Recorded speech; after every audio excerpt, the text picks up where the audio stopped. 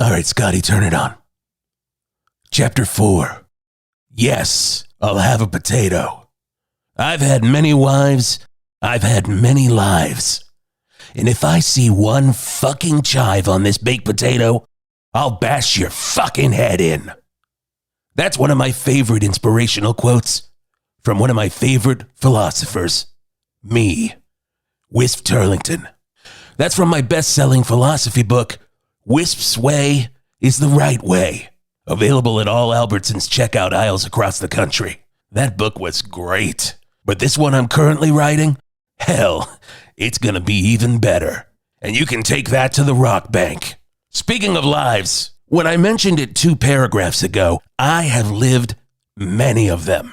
Lives, that is. And I know what you're thinking. Wisp, when will we get to your life in radio? The whole reason we came here in the first place. Well, first I would say, don't question me if you know what's good for you. And second, all in due time, my good friend. Because for now, I'm hungry. Hungry for a story. Much like I was back in 1981, when I was also hungry for a different type of story called food. I was dining at Spago's with my good friends John Anderson and Chris Squire from the massive Prague powerhouse Yes. They were both down in the dumps and crying into their caviar and sun-dried tomato pizzas, making an already salty treat into a salty mess. What the hell is wrong with you two? You're making me want to throw up all over my foie gras and roasted sunchoke pie that Wolfgang personally prepared for me.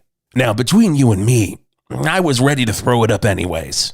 In the great pizza wars, I don't care what side you're on. New York, Chicago, weirdos from other places who think there is another option besides New York and Chicago. As long as it isn't pizza made by Wolfgang Puck. That man convinced a whole town of industry-sucking assholes that a pizza should have a bunch of bullshit you couldn't even donate to a food shelter all over it. You call it California cuisine. I call it water chestnuts and craisins on a pizza. But Wolfgang was one of my best friends at the time, before I stole his wife from him and he tried to run me over on the 101. A story for another chapter. And until then, I was choking down those disgusting pies for friendship. John Anderson spit out. Said Chris Squire. What the hell are you two talking about? I screamed at them. Talking to the head members of Yes was like talking to a bunch of Muppets. And unless Jim Henson had his hand up their asses, I didn't know what the hell they were getting at. I think they were trying to explain to me that their last album, Drama, didn't do that great, and that the world wasn't into their epic prog songs anymore, and that punk rock and MTV pop was going to take down the old greats of the progressive rock scene. Or at least that's what I think Wolfgang said when he came up to us and translated. Is all I heard. These guys and their fucking accents. Friendship can be painful when you're the only one talking. At that point, I threw down my napkin and yelled at Yes. Let's go. We are going to get some real food. Food without rat feces in it. Making sure that the entire restaurant heard me loud and clear.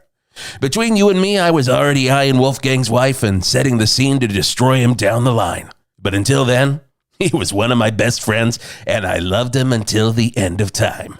An hour later, me, John Anderson, and Chris Squire were scarfing down burgers at my favorite mom-and-pop burger joint, Wendy's. But something was off that day. I took a bite out of my burger and it tasted salty? What the fuck was going on here? Hey, Yes! Are you back there crying into my burger? Nope. Those sack of turds were still sitting in front of me complaining because no one wanted to hear them dick around on their instruments for 20 minutes anymore. The burgers were salty from tears. But those tears were from the one and only Dave Thomas, owner of Wendy's and, more importantly, my good friend. He was currently getting his ass handed to him on a plate by McDonald's and Burger King. The burger wars had been bloody that year. Not as bad as the pizza wars, but pretty bad. Dave was about to sell the entire Wendy's empire. He couldn't hack it anymore. And the straw that broke the camel's back? Some jackasses had complained that they hated these square burgers. Hey, you make it round like everybody else, ya punk. Dave couldn't take it anymore. He was going to pack it in. That's when I realized I needed to step up to the plate, take out my bat, and start swinging. Literally. I bashed that man's head into the front counter of that Wendy's with my trusty baseball bat that I carry around at all times.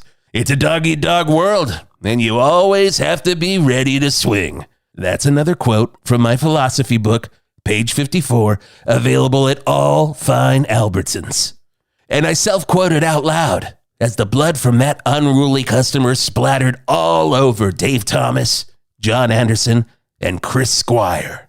It was an act of violence I'm not proud of, but it had to be done for the sake of friendship. But the bloodshed didn't end there. Right as I was about to dip my fries into my Frosty, 3 other punks came in. They looked exactly like their friend who was now just a bloody smear on the wall. "Hey, what the hell you doing as friends, you guys?" screamed one of them. It was at that moment I realized this was no regular gang of New York ruffians invading the Sunset Strip. It was the Ramones. Well, I mostly realized it after I had bashed their faces into jelly, curb stomping them to oblivion. Whoops.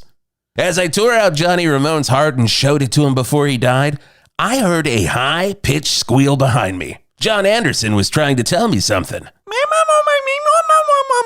Was he telling me that he was about to write a hit song inspired by that one lone heart called Owner of a Lonely Heart?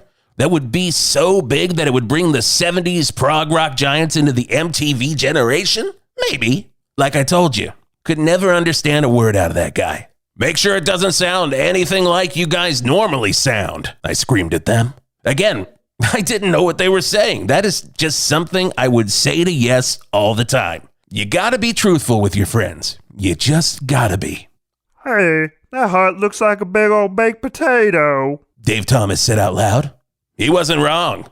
Johnny Ramone's heart was brown and had a white inner texture that oozed all over my hands when I squished it in front of him. What do you know? It truly does. Hey, I'll take mine without chives. We all laughed about my joke because it was very, very funny. But you know what wasn't funny? Dave Thomas realizing the thing that would set Wendy's apart from the rest of those burger joints? A baked potato bar.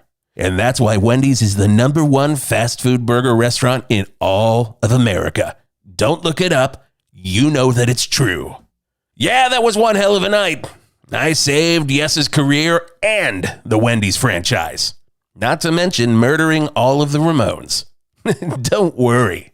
They were like Menudo. Just put some leather jackets and some black bangs on some guys, and even if they are murdered by a legend of rock radio, they can keep on trucking. Those weren't the first Ramones, and they wouldn't be the last.